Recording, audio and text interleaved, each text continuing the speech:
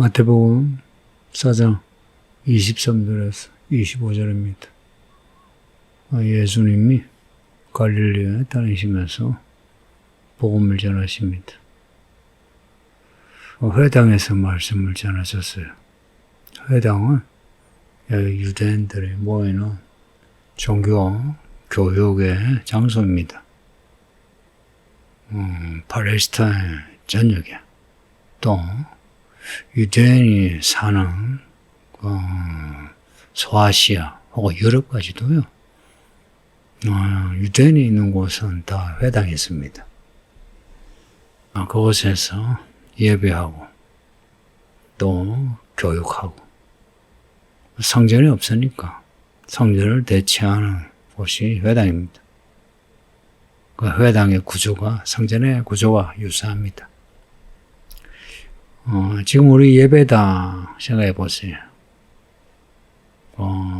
제일 앞에 전면에 강대상이 있죠. 여러분의 그 강대상에 설교하는 목사를 보고 성전의 구조가 성전 이제 마당으로 들어가고 성소로 들어가면 또 안에 들어가면 법궤가 있죠. 제일 안쪽에 회당이 성전의 구조를 닮았고 지금 예배당도 보통 강당하고도 비슷한데 말씀을 전하는 그 강대상이 예배당에 다 주목하는 중심이 되죠.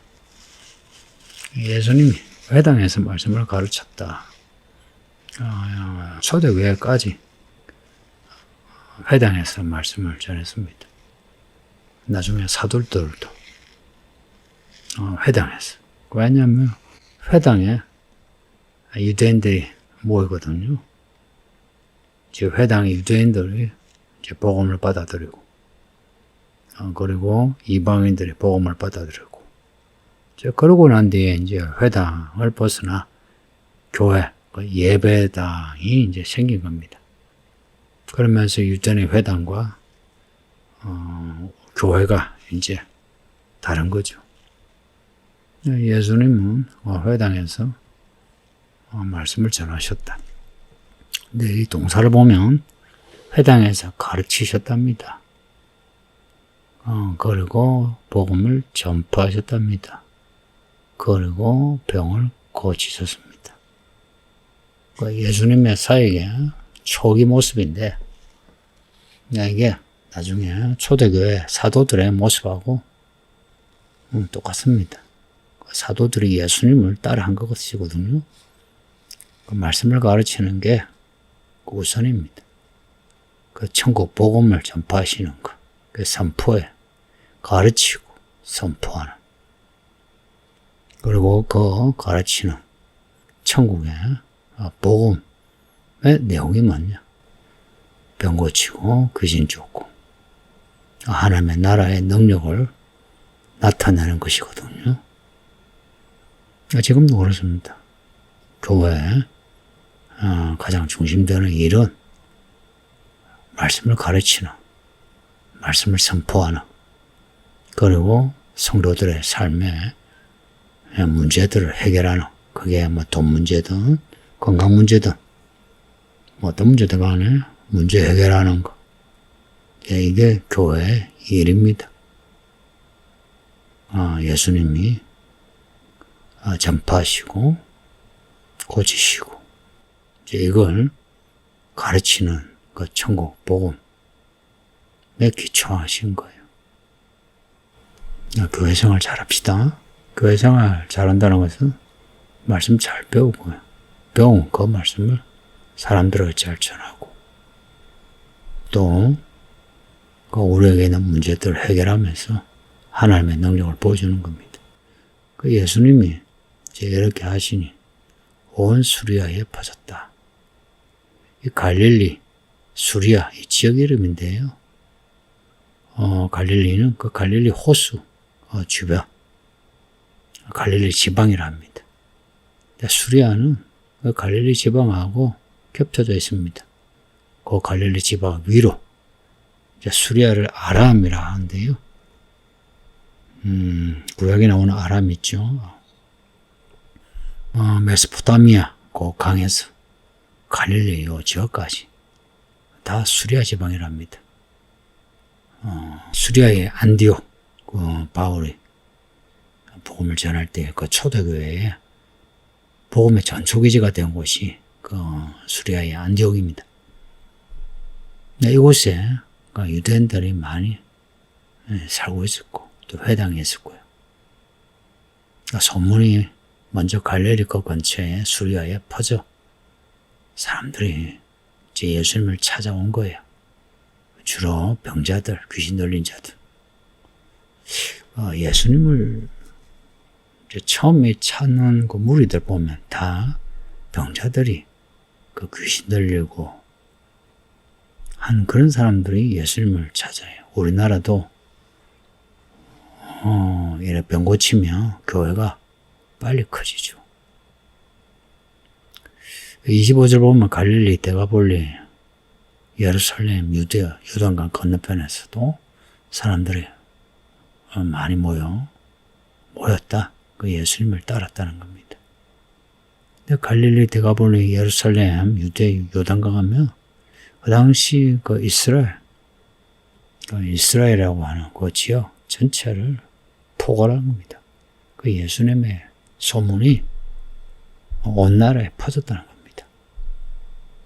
데가볼리는 구약에는 나오지 않는 이름인데 이게 10개의 도시란 말인데요. 갈릴리 아시죠? 갈릴리 길랏 갈릴리 호수 밑에 요단강 동편 지역에 옛날에 므낫셋 지파의 땅, 납달리 혹은 므낫셋 지파의 땅이에요. 데가볼리 지역, 예루살렘 하면은 그 팔레스타인의 중심지죠. 그리고 유대 사회의 중심이고, 온 나라에 예수님에 대한 소문이 퍼졌다는 겁니다. 이제 이 초기에는 예수님에 대한 호감이 절대적입니다. 병자를 고친다.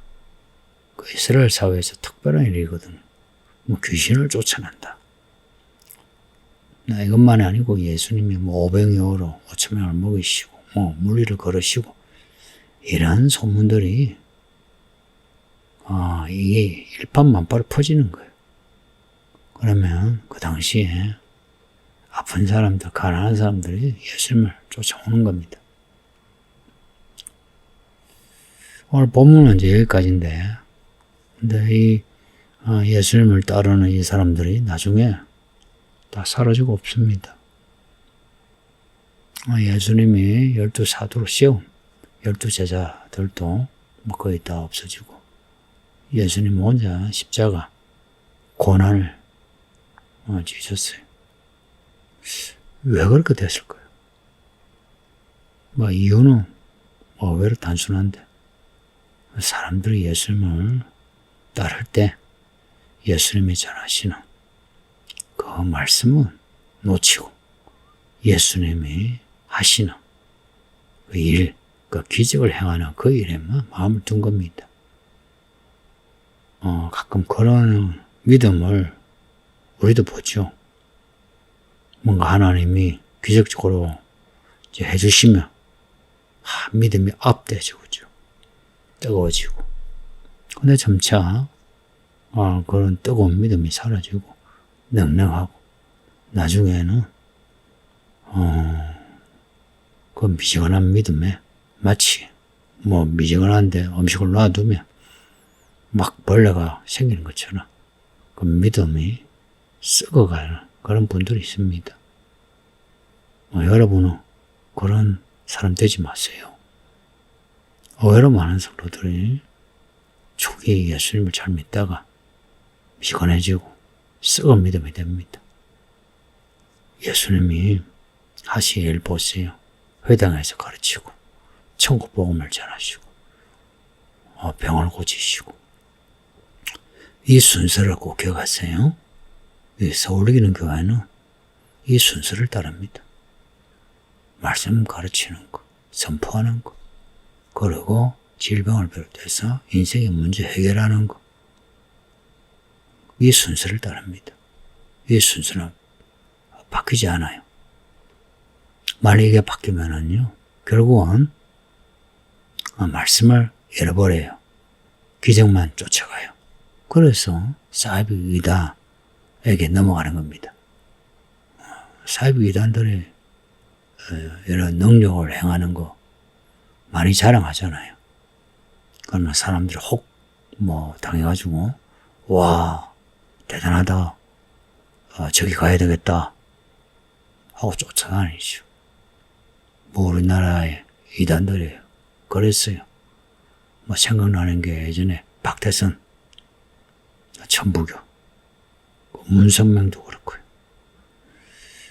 성도님들, 우리의 믿음이 이런 성경의 믿음을 가지려면 성경을 읽으시고 들으시고 잘 배우셔서 믿음의 집을 잘 지었어요. 그래서 제자들이 하신 말씀이 있죠. 사람을 나는 어부가 되라. 사람을 얻는 그런 복음의 증인들이 됩시다. 서울에 교회가 이런 성경의 구조에 맞는 그런 교회가 되도록 협조해 주세요. 기도합니다. 아버지 하나님 감사합니다. 마태복음을 읽고 있는데 예수님의 이 이야기를 잘 읽어내요. 우리의 믿음이 예수님을 잘 따라가게 해주세요. 배울 거 잘 배우게 하시고, 배우지 않을 거는 반면교사로 조심하여 경계하고 잘라버리게 해주세요. 감사하고 예수님 이름으로 기도합니다. 아멘.